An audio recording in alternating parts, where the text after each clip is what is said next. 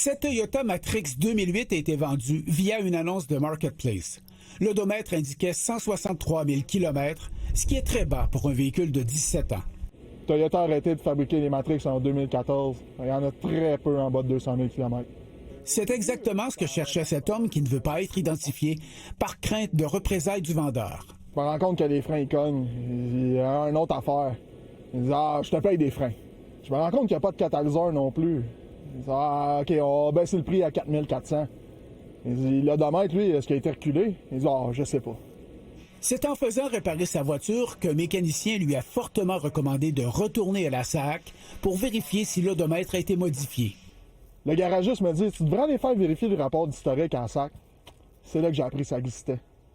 L'employé au comptoir, il m'a dit que l'odomètre avait été reculé de 150 000 km en 2022.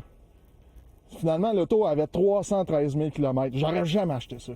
Ma collègue Élisa Cloutier, du bureau d'enquête, a constaté que la Société d'assurance automobile du Québec n'a pas de système automatisé pour signaler un recul d'odomètre. Élisa, même si la SAC a l'information qu'un odomètre a été modifié, ça ne veut pas dire nécessairement que l'acheteur va le savoir lorsqu'il va se présenter au comptoir. Non, chaque fois qu'il y a un véhicule qui est vendu, la SAC inscrit le kilométrage au dossier. L'agent au comptoir, lui, s'il constate un recul d'odomètre, il doit le mentionner à l'acquéreur. Mais le problème, c'est qu'il ne voit que la dernière transaction au dossier. Donc, si la fraude a été faite avant, il n'y a pas moyen là, pour l'acheteur de le savoir. Et il n'y a pas de drapeau rouge non plus là, nécessairement qui va se lever dans le système pour dire qu'il y a eu un recul d'odomètre. Et la SAC confirme que le système va rester tel quel. Le seul moyen pour l'acquéreur de savoir s'il y a eu un recul d'odomètre, c'est de demander l'historique des véhicules. Et ça, c'est pas tout le monde qui le sait.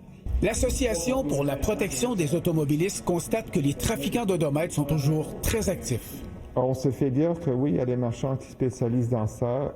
Ils ont comme des territoires, puis ils vont visiter les commerçants peut-être aux 2 semaines sur commande pour trafiquer un compteur. Reculer un odomètre est illégal. C'est dans la loi de la protection du consommateur.